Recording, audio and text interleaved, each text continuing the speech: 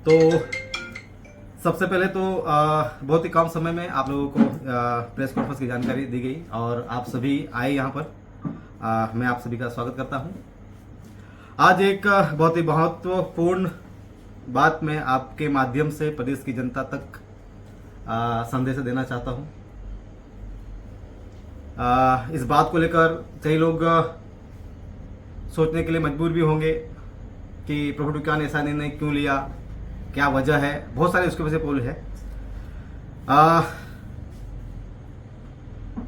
आने वाले लोकसभा चुनाव 2024 में इस चुनाव से मैं बाहर हूं, चुनाव में नहीं लड़ रहा हूं। दादरा नगर हवेली से लोकसभा चुनाव, जैसे कि आप सबको पता है कि 2019 में मैं कांग्रेस का प्रत्याशी रहा। उसके बाद सतत कांग्रेस पार्टी में प्रदेश स्तर से लेकर जहां जहां आलाकमान ने मुझे जिम्मेदारी दी। लास्ट में जैसे आप सबको पता है कि राजस्थान चुनाव में भी मैं एज अ ऑब्जर्वर करीब 8 सीटों को विधानसभा ऊपर मैं प्रैक्टिकली फील्ड वर्क के साथ में काम भी किया, काफ़ी अच्छा परफॉर्मेंस भी दिया। साथ ही मैं यहाँ पर दादरा नगर हवेली में एज अ कांग्रेस कमेटी में as a convener campaigning committee में मैं खुद हूँ। और यहाँ पर आप सबको पता है कि कांग्रेस पार्टी में मीडिया बोलो या जमीन स्तर पर काम करने, हर चीज़ों को लेकर जहाँ कहीं भी प्रदेश के हित की बात आई, जनता के हक अधिकार की बात आई, जहाँ कहीं भी as a Congress leader, as a प्रदेश के एक जागरूक लीडर के तौर पर मैंने आवाज़ उठाने का काम किया है। और साथ ही मैं ये भी आपके माध्यम से जनता को कहना चाहता हूं कि मैं चुनाव नहीं लड़ रहा हूं। इसका मतलब ये नहीं कि जो आने वाले समय में 2024 चुनाव के बाद जो प्रदेश में जो जितनी भी जो समस्या है, जो हक अधिकार की जो लड़ाई है, वो तमाम लड़ाई में अविरत वो लड़ाई मेरी लड़ाई चालू रहेगी।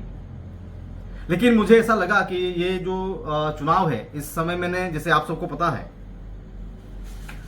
मैंने 2019 से लगातार प्रदेश में जितनी भी जो समस्या को लेकर और प्रदेश में जनप्रतिनिधियों के जो अस्तित्व को लेकर, दादरा नगर हवेली के अस्तित्व की बात को लेकर, यहाँ के हक अधिकार को लेकर जो मुद्दे हैं, वो तमाम चीज़ों को लेकर मैंने हर प्रकार से कोशिश की कि सबसे पहले कि दादरा नगर हवेली में जैसे कि स्वर्गीय मोहन डेकर जी का निधन होने के बाद जो प्रदेश में जो परिस्थितियाँ खड़ी हुई और दिन ब दिन जो यहाँ के चुने हुए जनप्रतिनिधियों के जो एक बिल्कुल उनको ऑफिस दी गई है, उनको चेयर दी गई है, लेकिन उनको पावर नहीं है। जैसे कि पूर्व में कलेक्टर यहाँ हमारे कंदन जी भी रहकर गए हैं, उन्होंने भी कहा है कि दादरा नगर हवेली में जो चुने हुए जनप्रतिनिधि है वो सिर्फ एक केयर टेकर की भूमिका में है।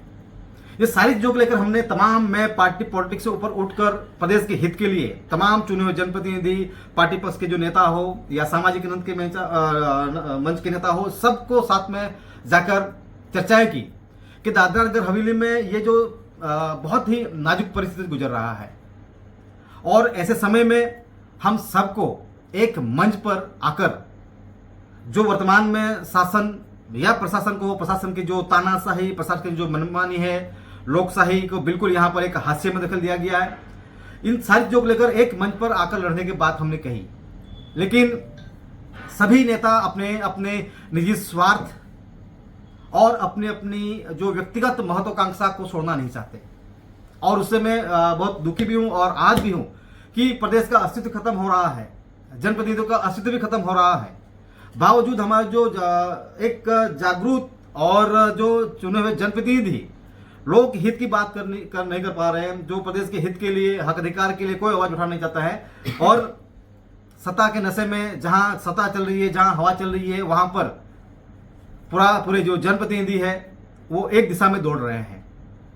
मुझे ये भी लगा कि जो आने वाले समय में 2024 चुनाव के बाद कौन एमपी बने नहीं बने ये तो वक्त तय करेगा, परंतु 2024 लोकसभा चुनाव के बाद जो भी सांसद बनेगा उसके लिए बहुत सारी चुनौतियां हैं, बहुत सारे चैलेंजेस हैं।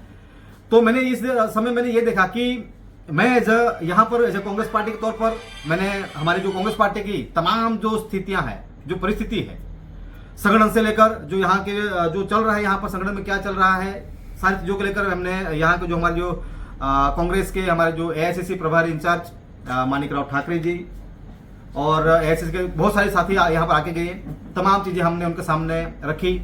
इसके अलावा हमने तमाम चीज़ें एआईसीसी के समक्ष भी ये सारी बातें रखी, और कहीं कहीं संगठन में जो हिसाब से संगठन को काम करना चाहिए वो दिशा में काम नहीं कर पा रहे हैं, उससे मैं भी थोड़ी मेरी नाराजगी मैंने व्यक्त की थी, और वहाँ से भी सही से कोई फीडबैक नहीं मिल पा रहे हैं।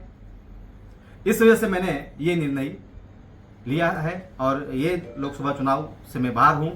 लेकिन साथ में मैं ये भी कहूँगा कि कांग्रेस पार्टी का एज ए लीडर के तौर पर आलाकमान द्वारा, एआईसीसी द्वारा जो भी मुझे जिम्मेदारी दी जाएगी, जो भी मुझे कार्य दिया जाएगा, वो काम मैं पार्टी के लिए करूँगा।